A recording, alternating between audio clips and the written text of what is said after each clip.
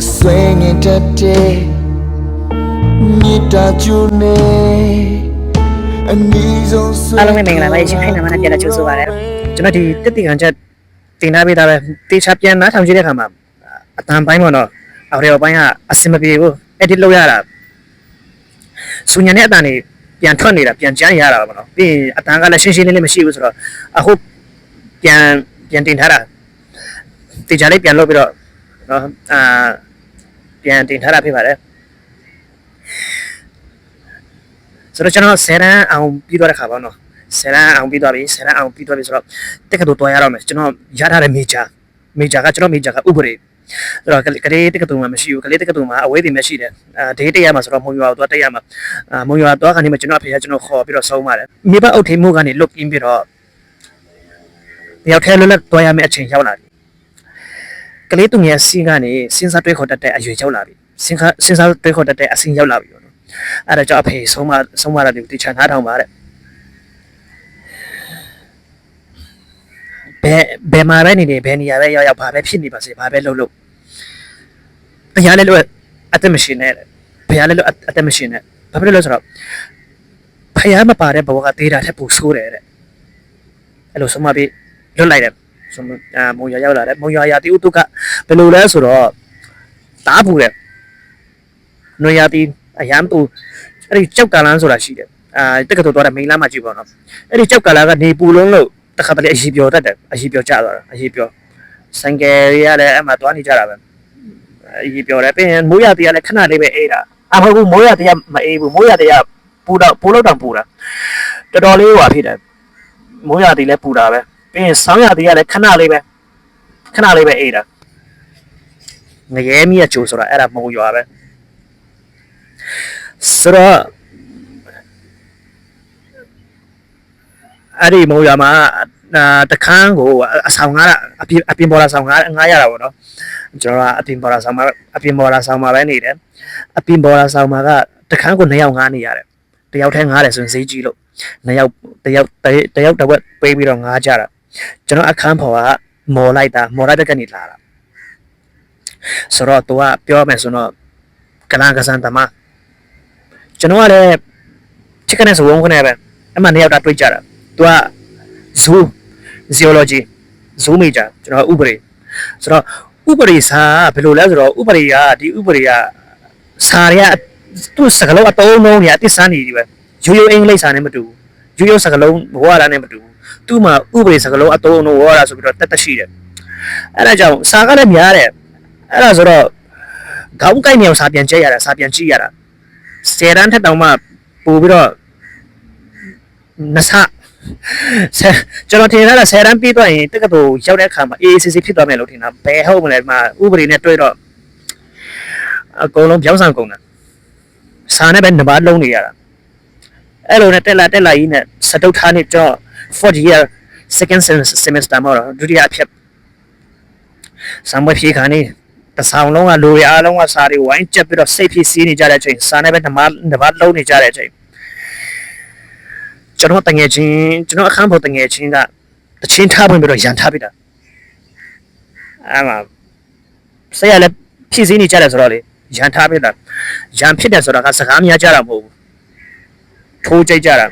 ခုခက်လိုမျိုးလေပဲတိုက်နေတာမဟုတ်ဘူးစကားနဲ့ပဲအော်ပြောဆိုနေတာမဟုတ်ဘူး UFC ပွဲနဲ့တူတယ်အသေးသက်တာဘယ်လောက်ထိပြင်းထန်လဲဆိုရင်တဆောင်လုံးကဝိုင်းကြည့်တာဘယ်သူမှဝင်မတားရဘူးဝင်လာတဲ့ကောင်အသေးပဲအဲ့ဒါကြောင့်ဘယ်သူမှဝင်မလာရဘူးဝင်မတားရဘူးဒါကိုပြင်းထန်တာသူတို့ကလည်းကြည့်ကောင်းနဲ့ကြည့်တာပေါ့နော် UFC ပွဲလိုမျိုးဖြစ်နေတာဆိုတော့အဲ့မှာချိုင်းနဲ့နောက်ဆုံးတွေ့တော့တန်ယူနေ2ယောက်လုံးပဲတွေ့တော့တန်ယူပေါက်ပြတ်တန်ရနောက်ဆုံးကျွန်တော်ရှေ့သွားတဲ့ချောင်းကျွတ်သွားတော့မှပဲပွဲရပြီးသွားတာအဲ့လိုမှပွဲပြီးသွားတာသူကတောင်းပန်လာတာပွဲပြီးသွားတာမဟုတ်ကျွန်တော်ရှေ့သွားတဲ့ချောင်းကျွတ်သွားပြီဆိုတော့အမှသူကတောင်းပန်လာတာအဲ့လိုမှပွဲရပြီးသွားတာကျွန်တော်ပြောတဲ့ဟာတွေကျွန်တော်ခိုင်းသမျှတောင်းဆိုသမျှအကုန်လုံးလိုက်လွှဲပြရတယ်သူပြီးတော့သူ့မိဘအုပ်ထိန်းသူနဲ့လာပြီးတော့လာတောင်းပန်တယ်ဒုတော့ပြီးတော့တောင်းပန်တာဆေးစရဲ့ရော်ကြီးအကုန်အဆုံး ကုန်လုံးပေးပြီးတော့တောင်းပါတယ်ဒါပေမဲ့ကျွန်တော်ဒီတော့အစစ်ဘယ်တော့မှမပေါက်လာနိုင်တော့မှတိတော့အခဲမချနိုင်ဘူးဒီကောက်လုံးဝမချနိုင်ဘူးသူကြတော့ဘာမှထိခိုက်ထိုင်ရတာမရှိဘဲနဲ့ငါကြတော့ဒီမှာရှိသွားတဲ့ချောင်းကျွတ်သွားရတယ်ဘယ်တော့မှလည်းပေါက်လာတော့မှာမဟုတ်ဘူး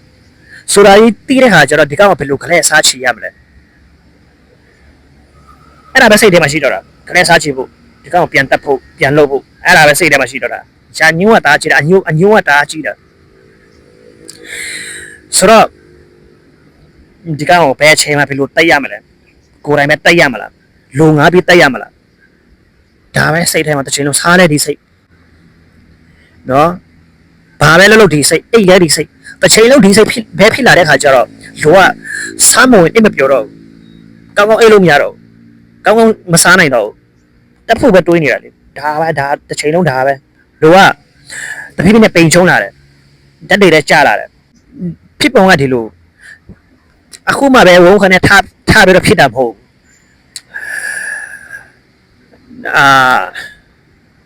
စားခြင်းပေါ့နော်ဒီကောင်ကအမြင်ကတ်တိတ်ကြည့်လို့မရဘူးသူကကလန်ကစားသမားဆိုတော့လေတိတ်ကြည့်လို့မရဘူးဒီလိုနဲ့တေးခံတယ်တေးခံလာတယ်နောက်ဆုံးတေးခံရင်းနဲ့တေးမခံနိုင်တော့တဲ့အဆုံးမှာပေါက်ကွဲပွင့်ထွက်ပြီးတော့ရန်ဖြစ်တော့တာပဲတခါတည်း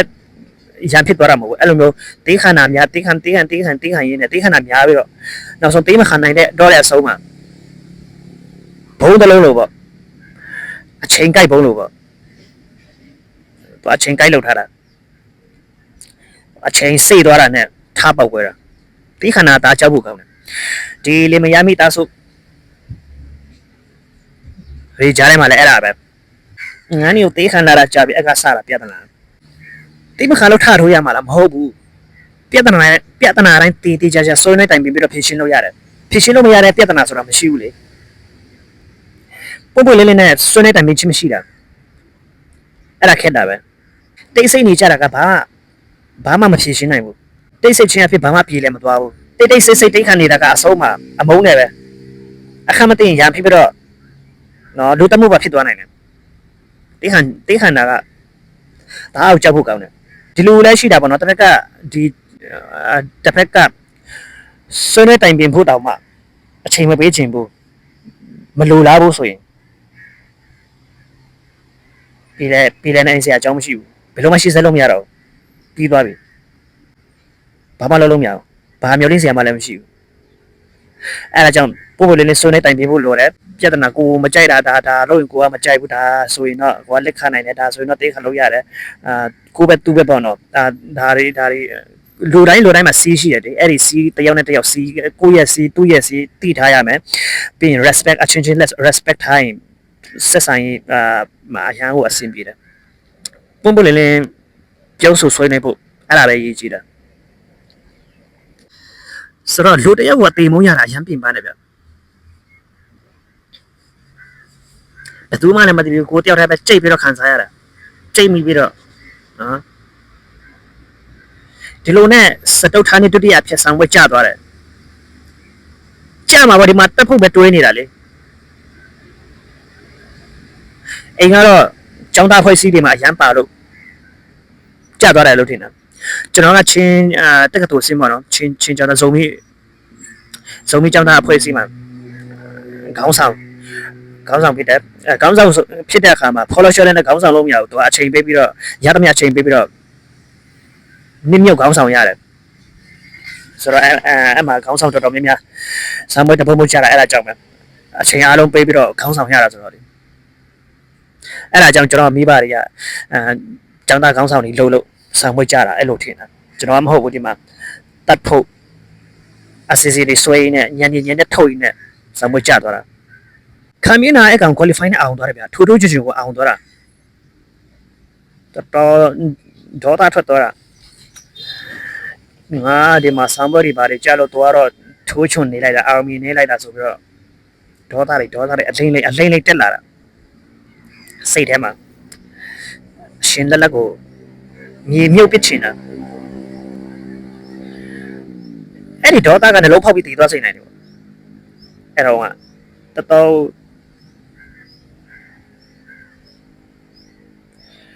အဲ့လိုနဲ့လူရောစိတ်ပါအရန်ကြီးပင်ပန်းနွမ်းနယ်လာတော့မှပဲ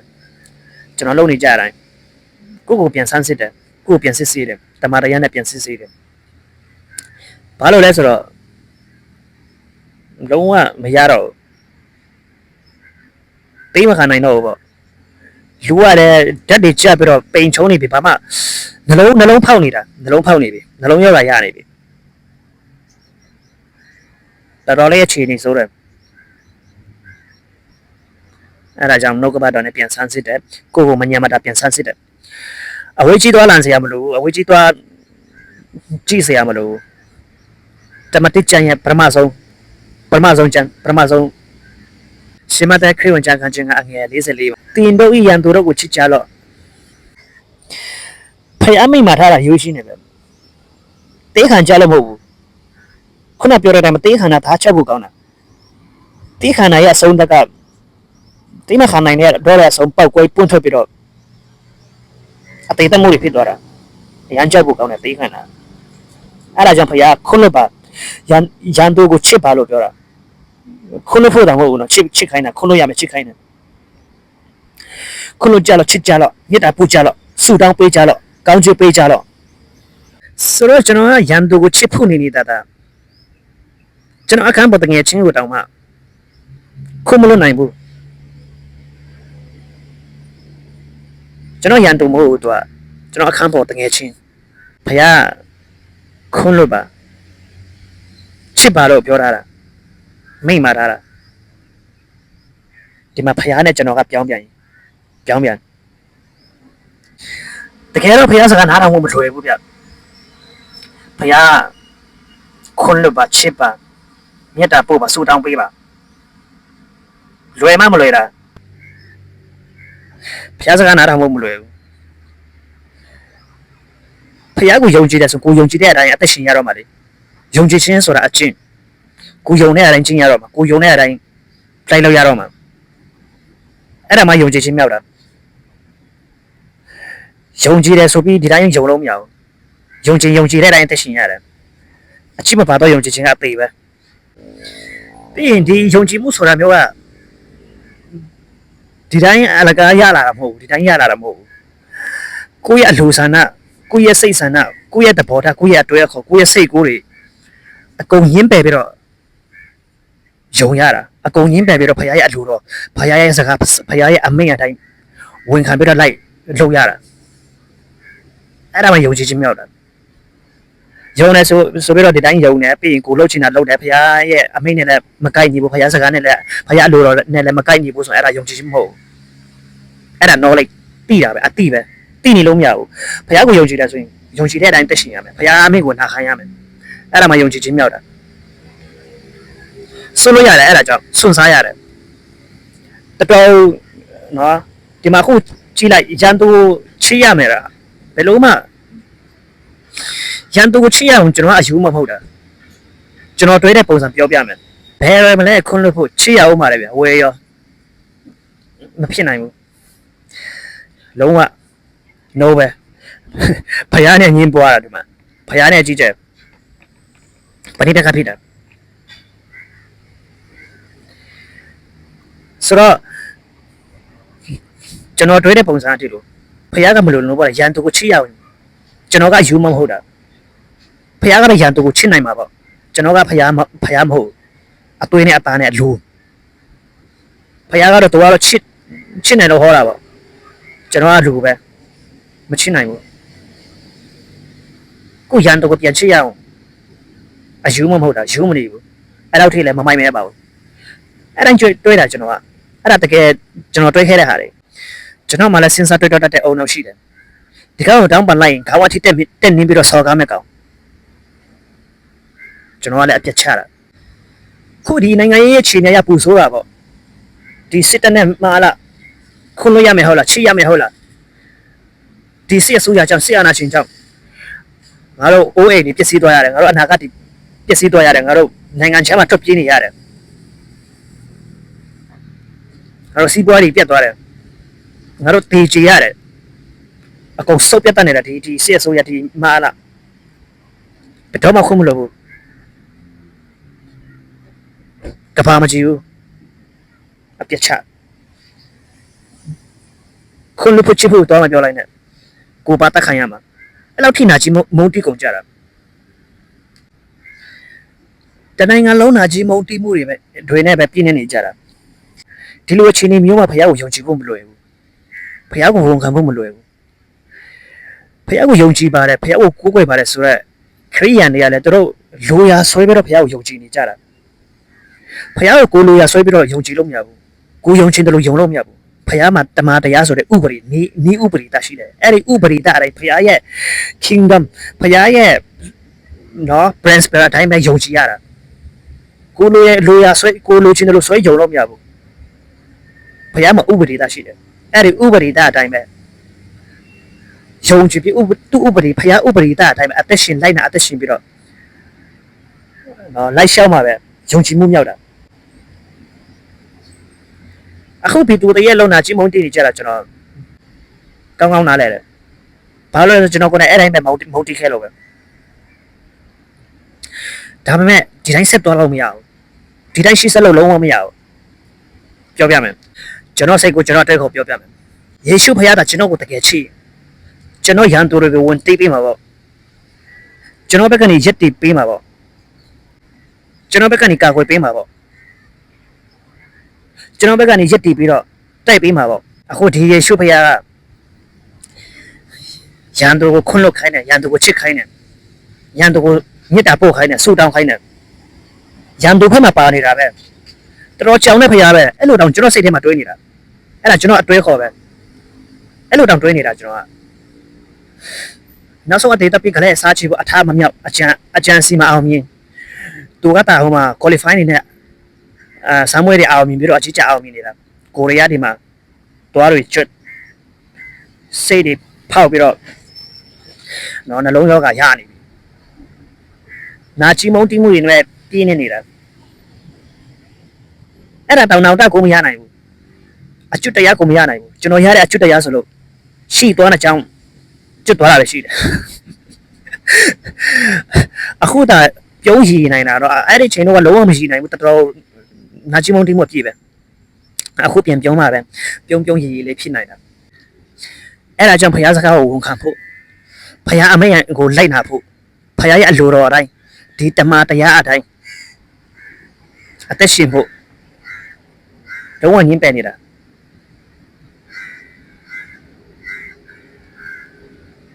ဖခင်နဲ့အကျင့်နဲ့အငင်းပွားပြီးတော့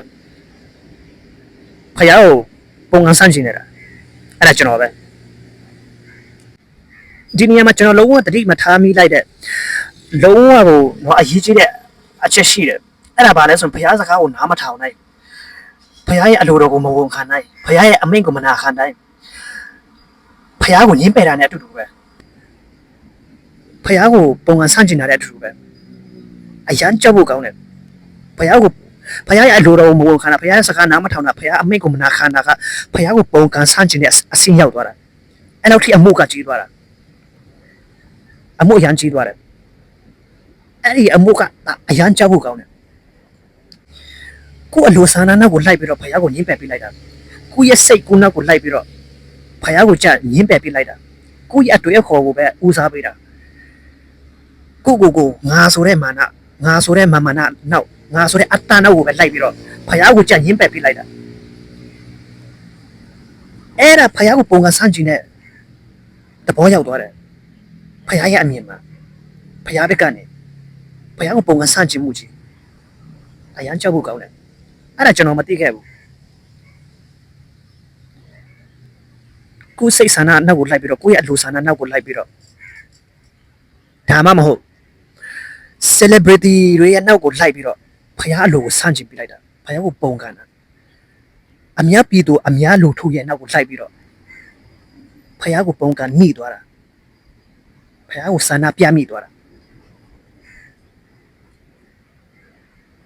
ရည်ရွယ်ချက်တော့မရှိဘူးဘုရားကိုပုံကံမယ်ဘုရားကိုဆန့်ကျင်မယ်ဆိုတော့ရည်ရွယ်ချက်တော့မရှိဘူးသူဒါပေမဲ့ကိုယ့်ရဲ့လောက်ရက်ကနော်ဘုရားစကားကိုနားခုနပြောတယ်လို့ပဲဘုရားစကားကိုနားမထောင်တာဘုရားရဲ့အလိုတော်ကို နဲ့အနေဖခင်ရဲ့အလိုတော်ကိုမလိုက်တိုင်းဖခင်ရဲ့အမင်းကိုမနာခံတိုင်းမှာဖခင်ကိုပုံကံဆန့်ကျင်မှုရောက်တော့တဲ့အတွက်ကြောင့်ကို့မှာဖခင်ကိုပုံကံတော့ပုံကံမိမှမသိပြနဲ့ပုံကံမိသွားတာအဲ့ဒါအရန်ကြောက်ဖို့ကောင်းတယ်ကို့ idol တယောက်ရဲ့အနောက်ကိုလိုက်ပြီးတော့ဖခင်ကိုကြ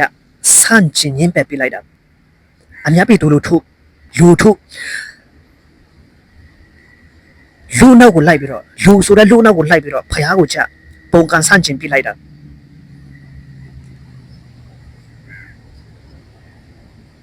လုံးဝတတိထားရမယ့်ချက်လုံးဝအရေးကြီးတဲ့ချက်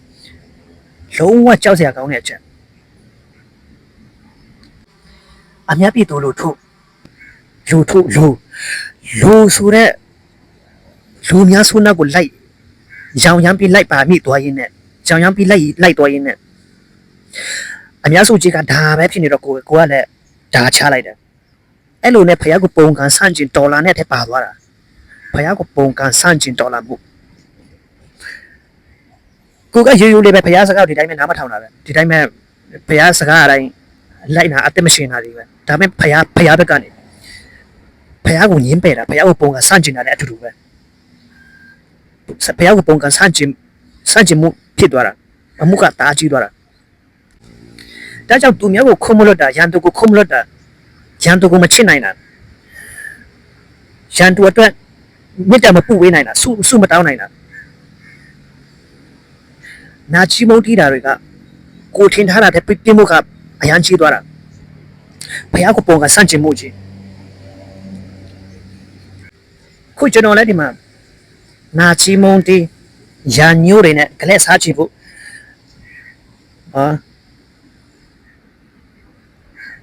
အမုန်းတရားပြင်းနဲ့နှလုံးဖောက်နေပြီနှလုံးရနေပြီအဲ့လိုတီခါနေရောက်တဲ့အချိန်မှာမှဘာတွေဘယ်လိုပဲကြုံလာပါစေဘုရားအလိုတော်တိုင်းအသက်ရှင်ရက်တည်ကြည့်မယ်ဘုရားစကားဝန်ခံကြည့်မယ်ဘုရားအမိန့်အတိုင်းနာခံကြည့်မယ်ဟိုကောင်ကိုတောင်းပန်လိုက်လို့ပုံမလာဘူးပူစော်ကားလာတယ်ဆိုရင်ဘုရားကအဖြစ်တင်မယ်ဘုရားဝန်ခံတာတော့မှနော်ပုံမလာဘူးပြောရမယ်ဆိုတော့တခုလွဲတော့လည်းဘုရားကအဖြစ်တင်ဖို့အပြည့်ပဲဘုရားကအပြစ်တင်ဖို့အစင်တင်ပဲဒါပေမဲ့ကျွန်တော်ဆုံးဖြတ်ချက်ချလိုက်ပြီဆုံးဖြတ်ချက်ချခဲ့တယ်ဆုံးဖြတ်ချက်ချဖို့အရေးကြီးဆုံးပဲလေဘုရားကိုမြင်ဆန်းကြည့်ဖို့ဘုရားကိုစမ်းသပ်ဖို့အဲ့ဒါအရေးကြီးတယ်ဘုရားရဲ့အလိုတော်တိုင်းအသက်ရှင်ကြည့်မယ်ဆိုတော့လိုက်လုပ်ကြည့်မယ်စမ်းကြည့်မယ်ဆိုတော့စိတ်ဓာတ်အဲ့ဒါအရေးကြီးတယ်ဘုရားနဲ့ပြန်လဲလာဖို့နောက်ထပ်ရဖို့အရေးကြီးဆုံးပဲလေဒါကြောင့်ဘုရားရဲ့အလိုတော်တိုင်းအသက်ရှင်ရက်တည်ဖို့ဖခင်ရဲ့အမိန့်ကိုနာခံဖို့ဆုံးဖြတ်လိုက်ပြီနော်သူ့ကိုပြန်တောင်းပန်ဖို့သူ့ကိုခွန်းလွတ်ဖို့သူ့ကိုချစ်ဖို့သူ့ကိုမေတ္တာဖို့ဆုံးဖြတ်လိုက်ပြီကျောင်းပြန်တက်တဲ့အခါမှာသူ့ကိုကြည့်လိုက်တာချစ်စရာရုပ်ကိုမပေါက်ဘူးမြောက်ကြောနဲ့ကြက်တိတ်တုံးလိုက်တဲ့မျက်နှာကိုပဲမြင်ရတယ်အရေးထဲမှာစုံစမ်းနောက်ဆက်ချင်းအကြီးကျယ်ဝင်လာတာဆုံးဖြတ်ချက်ချပြီးကမှဒီမှာဖခင်ကိုယုံကြည်ရတာမလွယ်ဘူးနော်ဒီမှာဖခင်ကိုယုံကြည်ရတာလုံးဝမလွယ်ဘူးကျွန်တော်ပြောပြတာတိတယ်ထပ်ပြောမယ်ယုံကြည်ပြီးတော့ယုံကြည်တဲ့အသက်ရှင်ရတယ်ဖခင်ကိုယုံကြည်ကိုကိုရင်ဖခင်ရဲ့အလိုတော်တိုင်းအသက်ရှင်ရတယ်ကိုယ့်အလိုကိုညှင်းပယ်ရတယ်ကိုယ်စိတ်ဆန္ဒကိုယ့်ရဲ့ခံစားချက်ကိုယ်ဆိုတဲ့ငါဆိုတဲ့ဒီငါကြီးကိုလုံးဝအကောင်စီညှင်းပယ်ရတယ်ဖျားစကားကိုနားထောင်ရတယ်ဖျားရဲ့အမိန့်ကိုနာခံရတယ်လိုက်နာရတယ်အဲ့ဒါမှယုံကြည်ခြင်းမြောက်တာဒါမှယုံကြည်ခြင်းလို့ခေါ်တယ်အချိမပါတဲ့ယုံကြည်ခြင်းလောက်နဲ့တက်မလာတဲ့တောက်ချက်ပြစ်မယ်တောက်ချက်လိုက်မှာကျွန်တော်တောက်ချက်မှာမဟုတ်ဘူးနော်ဖျားတောက်ချက်မှာအစာမပါတဲ့စပားခုံတွေအားလုံးခါချပြီးတော့မငိမ့်နိုင်တဲ့မီးထဲကိုအကုန်လုံးထည့်ပြမယ်တဲ့ဖျားကအစာမပါတဲ့စပားခုံဆိုတာက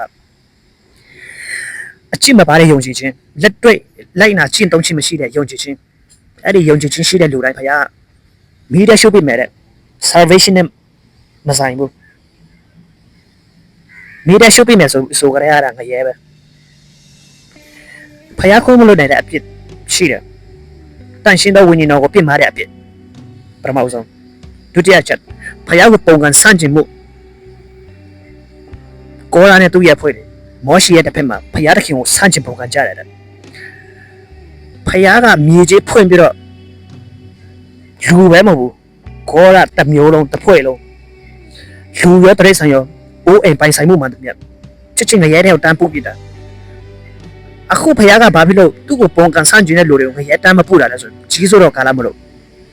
အပြစ်မပေးဘူးဟုတ်တော့ပြေးမှာပေးမှာဒီဖယားကိုတော်လန်ပုံကန်တဲ့သူတွေတော်လန်ရေးသမားတွေ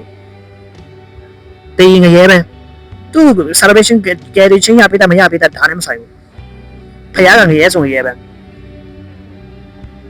celebration နဲ့မဆိုင်ဘူးကြီးစိုးတော့ကာလဖြစ်တဲ့အတွက်ကြောင့်ချစ်ချင်းချင်းအပြစ်မပေးသေးတာပဲရှိတယ်ဖယားအရန်ချက်ဖို့ကောင်းတယ်ဖယားအသားရဲ့အပြစ်ကိုတားတော့နဲ့ဆက်ပေးစီရင်တော့ဖယားဘယ်လောက်ထိတောင်းလဲတတိယဆက်စတုထဆက်တိုင်အောင်ဆက်ပေးစီရင်တော့ဖယားဒီဖယားကမြစ်တာတော့ရှင်ဖယားလည်းဖြစ်တယ်ဒါပေမဲ့အပြစ်ကိုဘယ်တော့မှခုံမလို့ကိုအပြစ်တိုင်းပြန်ပြီးတော့စီရင်တဲ့ဖယားဖြစ်တယ်ပြောချင်တာကဖယားကိုကြောက်တတ်တယ်ဆိုအဆင်ပြေတယ်ဖယားကိုမကြောက်လို့တာပုံကဆန့်ကျင်နေကြတာဖယားကိုမကြောက်တတ်လို့တာခက်နေတာဖယားကိုမကြောက်တတ်လို့တာအပြစ်တွေများနေတာဖယားကိုကြောက်တတ်ကြပါစေအာမင်ဖယားကအရန်ကြောက်ဖို့ကောင်းတဲ့ဖယားဖြစ်တယ်ကြီးစိုးတော့ကာလမလို့ခဏဆိုင်းငံ့ထားတာပဲရှိတယ်အပြစ်ပေးလားအပြစ်ပေးတယ်ခဏလေးရက်တန့်ထားတာဒီကြီးစိုးတော့ကာလကုံဆုံးပြီးတော့တာနဲ့ရင်းဆက်ရကာလလာမယ်ဖယားရဲ့ရင်းဆက်ခြင်းကာလရက်ဆက်အရန်ရက်ဆက်တာဒီကဘာပေါ်မှာလူတွေမခံနိုင်လို့ဓာတ်တွေကျဲပေါ်မှာတော့မှတက်ပြီးတော့ပုံးရှောင်တာဖယားရဲ့တရားစီရင်ခြင်းဖယားရဲ့နော်ဒီအဖြစ်ပြခြင်းညင်းဆက်ခြင်းကရက်ဆက်လို့လူတွေလက်ပေါ်မှာကျဲပေါ်မှာတက်ပြီးတော့ပုံးချမယ်လေဖယားကအဲ့လိုပဲပြောတာဒါပေမဲ့ဖယားအကုန်ခါချပြစ်မှာအဲ့လိုတွေဖယားရဲ့တရားစီရင်ခြင်းဖယားရဲ့ညင်းဆက်ခြင်းကဘယ်တော့မှမလွတ်ဘူးနောက်ပိုင်းကျွန်တော်ဒီlecture နဲ့ပတ်သက်တဲ့ဟာပေါ့နော်ဖခင်ရဲ့ညှင်းဆက်ခြင်းကာလအကြောင်း lecture အကြောင်းဒုတိယကြွလာခြင်းအကြောင်းကျွန်တော်ပြောပါမယ်အဲဒါကြောင့်ကျွန်တော်ဆုံးဖြတ်ချက်ချပြီးတော့သူ့ကိုဆိုင်ခေါ်ကြွေးတယ်တောင်းပန်ဖို့ခွန်းလို့ဖို့စိတ်ရင်းအမှန်နဲ့အဲ့ဒီတုန်းကမုံရွာတစ်မြို့လုံးမှာတော်တော်အဆင့်မြင့်တဲ့ဆိုင်ပဲပေပင်ကြောင်လမ်းထိပ်မှာအခုရှိသေးလားတော့မသိဘူးအဲဆိုင်က aircon နဲ့တော်တော်လေးအဆင့်မြင့်တယ်အဲ့ဒီဆိုင်ကိုခေါ်သွားပြီးတော့စိတ်ရင်းအမှန်နဲ့တောင်းပန်ပြလိုက်တယ်အဲ့မှာအရန်ထူးဆန်းတာပဲဘာလဲဆိုတော့ကျွန်တော်ထင်ထားတယ်လို့မဟုတ်ဘူးကျွန်တော်ထင်ထားတာသူကတောင်းပန်လိုက်ရင်သူကပူစော်ကားလာမယ်ပေါ့နော်အထင်သေးသွားမယ်ခေါင်းချိတက်နေပြီးစော်ကားမယ်ပို့ပြီးတော့ဟွာလို့လာမယ်အဲ့လိုမျိုးထင်ထားတာလေမဟုတ်ဘူးသူကအေးဆေးပဲသူကကျွန်တော်ထင်ထားတယ်လို့မဟုတ်ဘူးအေးဆေးပဲဟာရပါတယ်ဗျကျွန်တော်မားလို့ဖြစ်တာပါကျွန်တော်တက်ကမားတာပါဘာညာနဲ့ဖြစ်သွားတယ်ကျွန်တော်တပည့်ရရှိပြီးကြောက်နေခဲ့တယ်လို့မဟုတ်ဘူးငါဘက်ကမားတာဘာညာနဲ့ဖြစ်သွားကျွန်တော်ကအထင်သေးတော့မှစော်ကားလာမှကြောက်နေခဲ့တာလေသူကတော့ပပအေးဆေးပဲအဲ့မှာကျွန်တော်စိတ်ရုပ်ကပေါ်ပါလန်းစမ်းတာဘယ်တော့တောင်ပေါ်လွတ်မြောက်သွားတယ်လဲဆိုရင်ထောင်ထဲကနေလွတ်မြောက်သွားတယ်လို့ခံစားရတယ်ဘယ်ထောင်ထဲကလဲဆိုတော့ဘယ်ထောင်ထဲကလွတ်မြောက်သွားတယ်လဲဆိုတော့နာချီမုံတီမှုအညိုးတရားကလက်စားချေခြင်းဆိုတဲ့အချင်းထောင်ကြီးထဲကနေလွတ်မြောက်လာတာလေကျွန်တော်ကအမုန်းဆိုတဲ့ဝန်ထုံဝန်ပူကြီးကအရန်လေးတယ်ဗျကျွန်တော်အရန်လေးပါတယ်ဆိုတော့ဝန်တွေကိုထမ်းခဲ့ဘူးတယ်တရုတ်ပြည်မှာအရန်လေးတဲ့ကုန်ချဝန်တွေကိုကျွန်တော်ဝန်ချထမ်းဆောင်ခဲ့ဘူးတယ်တရုတ်နယ်ဆက်မှာပဲအရန်လေးပါတယ်ဆိုမှအရန်ပြပန်းခက်ခဲချမ်းတတ်ပါတယ်ဆိုမှပယံလုပ်တွေကိုကျွန်တော်လုပ်ခဲ့ဘူးတယ်ကာလမပေါက်သေးတဲ့ချင်းတောင်ဒေသတွေမှာအရန်လေးတဲ့ဂူလီတွေကိုထမ်းပြီးတော့စီးပွားရှာခဲ့ဘူးတယ်နိုင်ငံတော်အဆင့်နိုင်ငံတာဝန်တွေကိုဝန်ထမ်းနိုင်ငံတာဝန်အရန်ကြီးလေးတဲ့နိုင်ငံတာဝန်တွေကိုတော့ဝန်ချထမ်းဆောင်ခဲ့ဘူးတယ်ဝန်နေပေါ့နော်ဒါပေမဲ့ဒီနာချီမုံတေးချင်းအမုံတရားဆိုတဲ့ဝန်တော့ဘာမှမလေးဘူးဒီတခြားဝန်တွေက ဒီတခြားဝင်တွေကိုထမ်းလို့ပြင်ပန်းတာကအစားစားမယ်အာဟာရရှိတဲ့ဟာတွေစားမယ်ပြီးရင်ခဏနားမယ်အနားယူလိုက်မယ်ဆိုရင်ပြန်ပြီးတော့အမောပြေသွားတယ်ပြန်ပြီးတော့ခွန်အားပြေသွားတယ်ဒီနာချီမုံတေးချင်းအမုံတရားအညိုးဆိုတဲ့ရာညိုးဆိုတဲ့ဝန်ထုတ်ဝန်ပိုးကြီးကအစားလဲခွန်အားမပြေတာဘူးအနားယူရင်လည်းအမောပြေမသွားဘူးအရန်လေးတာကျွန်တော်ထမ်းခဲ့မှုတွေဝန်တွေထဲမှာအလေးဆုံးပဲရှားဝန်တွေကိုထမ်းရလို့ပြင်ပန်းတာကစားတော့ပြအနားယူလိုက်အမောပြေသွားတယ်ဒီအမုံဆိုတဲ့ဝန်ထုတ်ဝန်ပိုးကြီးကိုထမ်းလိုက်ရတာ၄ယောက်တည်းမကဘူးမစားနိုင်မတောက်နိုင်မအိတ်နိုင်အရန်ပြင်ပန်းတယ်ဘယ်လောက်နာအမောကိုမပြေနိုင်ဘူးတနေ့ပြီးတနေ့ပိုပိန်လာတဲ့စိတ်ဓာတ်တွေလည်းကြဓာတ်တွေလည်းကြနိုင်တဲ့ပြအကုန်ကြစိတ်တွေဖောက်လာတဲ့နှလုံးရောဂါရသွားတာစိတ်နှလုံးဖောက်သွားတာနာကြီးမုန်းတရားအရန်ပြင်ပန်းတယ်ဗျအမုန်းခံရတဲ့လူကဘာမှမသိဘူးဘာမှမဖြစ်ဘူးမုန်းတဲ့လူကရေးလည်းခံစားရတာအဲ့ဒါကြောင့်ဖခင်ကပြောတာဝန်လေးတဲ့ပြင်ပန်းတော့တော့ဘောင်းတော့ငါထမ်းတော့လာကြတော့ငါဒီချမ်းသာပေးမိဖခင်ရဲ့အလိုတော်ကိုဝန်ခံလိုက်တာဖခင်စကားကိုနားထောင်လိုက်တာဖခင်ရဲ့အမိန့်ကိုနားခံလိုက်တာခွန်းလွတ်လိုက်တာတောင်းပန်လိုက်တာဝန်ထုတ်ဝန်ပိုးချစ်ကနေလွတ်မြောက်ချမ်းသာသွားတယ်အာမင်နာချီမုန်တေးချင်းကိုကြော်လို့အောင်မြင်သွားတာ overcome ဖြစ်သွားတာ breakthrough ဖြစ်သွားတာ break free ဖြစ်သွားတာစိတ်နှလုံးလွတ်မြောက်သွားတာ mindset deliverance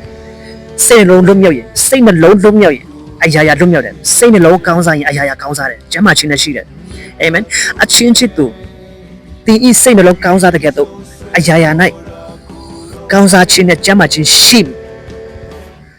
ဟာလေလုယာသူတပါအပြစ်ခွန်းလို့တကောငါတွေခွန်းလို့ဘုရားကသူများအပြစ်ခွန်းလို့ခိုင်းတာသူများအတွက်မဟုတ်ဘူးကိုရန်သူအတွက်မဟုတ်ကိုအတွက်ပြောနေတာကိုစိတ်နှလုံးကောင်းစားဖို့ကိုကျမ်းမာဖို့ကိုကောင်းစားဖို့ကိုအတွက်ပြောနေတာရန်သူအတွက်ပြောနေတာမဟုတ်ဘူးဖခင်ကခွန်းလို့ခိုင်းတဲ့အခါမှာရန်သူကိုချစ်ခိုင်းတဲ့အခါမှာကျွန်တော်ထင်ခဲ့ဘူးတာကကျွန်တော်ရန်သူဘက်မှာဖခင်ပါနေတာပဲကျွန်တော်ရန်သူကိုဖခင်က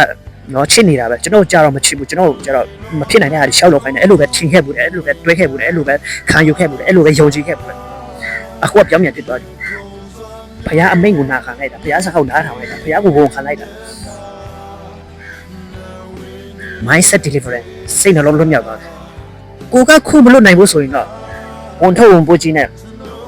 နှလုံးရောဂါရပြီးနောက်ဆုံးစိတ်ကင်ဆာနဲ့တည်သွားမှာဒါကိုသားလို့မရဘူးဆရာဝန်တွေမှာဆေးမရှိဘူးကင်ဆာဆိုတဲ့ဟာရှေးဆေးမရှိဘူးဖျားစီမှာပဲရှိတယ်ဖျားစီမှာပဲဆေးရှိတယ်အဲ့ဒါဘာလဲဆိုရင်ဖျားအမိတ်ကိုနာခံပြီးတော့ဖျားအလိုတော်ကိုဝန်ခံပြီးတော့ဖျားရဲ့အလိုတော်အတိုင်းအသက်ရှင်ဖို့အဲ့ဒါအကောင်းဆုံးဆေးပဲသူများအပြစ်ကိုခွန်းလွတ်မှာဖျားကကျွန်တော်ရဲ့အပြစ်ကိုခွန်းလွတ်မှာကျွန်တော်ကိုယ်တိုင်အဲ့လိုခွန်းလွတ်တောင်းပန်ပြီးတဲ့နောက်ပိုင်းမှာကျွန်တော်နဲ့အရန်ခင်တဲ့တငယ်ချင်းတွေပြန်ဖြစ်သွားကြတယ်။အရန်အော်ဖို့ကောင်းတယ်။ကျွန်တော်ကိုယ်တိုင်တောင်ကျွန်တော်ပြန်ပြီးတော့အော်နေတာ။ဘယ်လိုဖြစ်လို့ဒီလူနဲ့ပြန်ပြီးတော့တငယ်ချင်းတွေဖြစ်သွားစေတာလဲ။ပြန်ပြီးတော့ဖြစ်သွားတာလဲပေါ့။ခွန်းလွတ်ခြင်းကရန်သူကိုတောင်မိတ်ဆွေပြန်ဖြစ်သွားစေတာ။အာမင်။ Now when you let this side the kinda to know you cool way